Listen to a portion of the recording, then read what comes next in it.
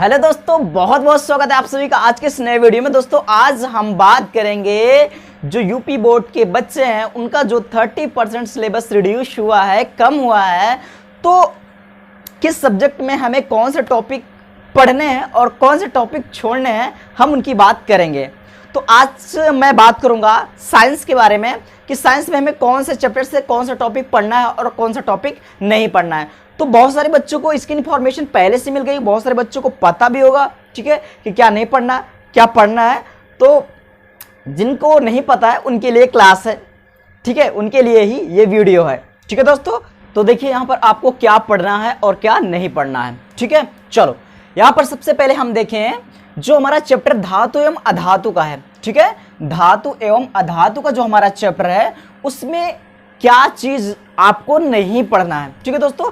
आपको जो पढ़ना है वो आपका 70% है, मतलब आपका जो सिलेबस है वो 30% ही रिड्यूस किया गया है, 30% ही कम किया गया है। तो आपको जो जो चीज़ें नहीं पढ़नी है उन्हीं के बारे में हम लोग यहाँ पर चर्चा करेंगे, क्योंकि अगर हमें क्या पढ़ना है उनके बारे में चर्चा करेंगे तो वीडियो बहुत ज़्यादा लेंथी हो जाएगी।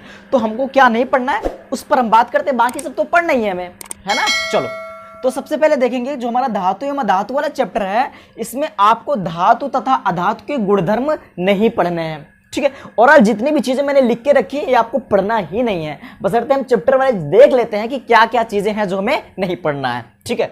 चलो तो धातु तथा अधातु के गुणधर्म ये आपको बिल्कुल नहीं पढ़ने, भूल जाओ इसको। उसके बाद आयनिक यौगिकों का निर्माण तथा गुणधर्म, ये चीजें आपको नहीं पढ़नी है मेरे भाई, ठीक है। चलो तो इस चैप्टर से मीन धातु एवं अधातु चैप्टर से हमें क्या नहीं पढ़ना, धातु तथा अधातु के गुणधर्म, आयनिक यौगिकों का निर्माण तथा गुणधर्म, ठीक है। चलो अगला चैप्टर जो हमारा तत्वों का आवर्त वर्गीकरण मीन तत्वों का आवर्ती वर्गीकरण जो चैप्टर है हमारा, जिसमें पीरियोडिक टेबल के बारे में बखूबी अध्ययन करते हैं। तो टेबल के बारे में तत्वों का जो वर्गीकरण था, जो उनका मतलब उनका जो स्टार्टिंग प्रयास था, शुरुआती प्रयास था, उनके बारे में हमें स्टडी नहीं करना है, ठीक है। तो जो शुरुआती प्रयास रहे हैं उनके बारे में बिल्कुल भी स्टडी नहीं करना है। तो वही यहाँ पर तत्वों के वर्गीकरण के प्रारंभिक, ये क्या है, प्रारंभिक प्रयास। तो स्टार्टिंग जो ट्रायल्स थे, प्रयास थे, उनके बारे में स्टडी नहीं करना है। जैसे शुरुआती प्रयास क्या थे आपके, डोबे-रायनर का त्रिक नियम और न्यूलैंड का अष्टक नियम। ये जो क्वेश्चन है, ये जो टॉपिक है, बहुत ही इंपॉर्टेंट रहते थे आपके एग्जाम में, मतलब इनसे अब फुर्सत, ठीक है, इनसे तो फुर्सत मिल गई, ठीक है। चलो क्योंकि ये क्वेश्चन बहुत ही इंपॉर्टेंट रहते थे आपके एग्जाम के पॉइंट ऑफ व्यू से, बहुत ज्यादा आते थे क्वेश्चन आपके एग्जाम में। लेकिन अब इनकी हो गई है छुट्टी भैया, ठीक है। 2020-21 सत्र के जो बच्चे हैं उनके लिए, मतलब उनके लिए क्या है, इनकी छुट्टी हो चुकी है। तो आपको ये बिल्कुल भी नहीं पढ़ना, डोबे-रायनर का त्रिक नियम और न्यूलैंड का अष्टक नियम नहीं पढ़ना आपको। चलो उसके बाद अगला चैप्टर दोस्तों हमारा प्राकृतिक संसाधन। तो प्राकृतिक संसाधन में जो हमारा टॉपिक है ऊर्जा के स्रोत, और ऊर्जा के स्रोत में आपको कौन सा टॉपिक नहीं पढ़ना, बायोगैस के बारे में आपको नहीं पढ़ना है, ठीक है। किसके बारे में नहीं पढ़ना, बायोगैस के बारे में आपको नहीं पढ़ना। चलो अगला चैप्टर दोस्तों हमारा पर्यावरण।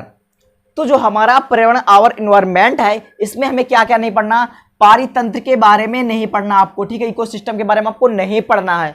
उसके बाद आपको क्या नहीं पढ़ना, ओजोन परत का अपक्षयन, मीन जो हमारी ओजोन परत है, ओजोन लेयर है, उसका क्षरण हो रहा है, उसके बारे में हमें स्टडी नहीं करनी है यहाँ पर, ठीक है। चलो और अगला जो चैप्टर है अपवर्तन। तो अपवर्तन में आपको आवर्धन नहीं पढ़ना है, लेंस की क्षमता, पावर ऑफ लेंस नहीं पढ़ना आपको, प्रकाश का प्रकीर्णन भी नहीं पढ़ना आपको, और दैनिक जीवन में इनका उपयोग, किसका, प्रकाश के प्रकीर्णन का दैनिक जीवन में उपयोग क्या है, इसको भी आपको नहीं पढ़ना है। चलो अगला चैप्टर जो आपका बहुत ज्यादा इंपॉर्टेंट है वो क्या, विद्युत धारा का चुंबकीय प्रभाव। तो इसमें आपको क्या नहीं पढ़ना है, ठीक है। देखो डायरेक्ट चैप्टर नहीं हटाया गया दोस्तों, इस चीज को आप ध्यान दीजिए, ठीक है। डायरेक्ट चैप्टर आपका कुछ ही चैप्टर हैं जो आपके हटा दिए गए हैं। जैसे आपका पहला चैप्टर है बायोलॉजी में, वो आपका चैप्टर ही हटा दिया गया है। बाकी आपका सब कुछ यही मतलब कुछ पार्ट हैं चैप्टर के, कुछ अंश हैं जो कि हटाए गए हैं, ठीक है। जैविक समन्वय करके जो आपका चैप्टर है वो हटा दिया गया है, क्लियर। बाकी सब जो हैं वो क्या है, चैप्टर के पार्ट हटाए गए हैं, पूरा पूरा चैप्टर नहीं हटाया गया है। ठीक है, चलो तो इसमें क्या आपको नहीं पढ़ना, दिष्ट धारा की तुलना में प्रत्यावर्ती धारा से लाभ और घरेलू विद्युत परिपथ। तो घरेलू विद्युत परिपथ इसको भी आपको नहीं पढ़ना है। ठीक है, तो जो आपका चैप्टर हटा है बायोलॉजी का पहला चैप्टर है वो क्या, जैविक समन्वय करके चैप्टर, नियंत्रण एवं समन्वय करके चैप्टर है आपका, वो क्या है आपका हटाया गया है। बाकी सब जो है हर चैप्टर से जो भी पार्ट निकाले गए जिनको आपको नहीं पढ़ना उनके बारे में मैंने आपको बता दिया। तो दोस्तों इतने टॉपिक से फिलहाल आपको मिल गई है फुर्सत।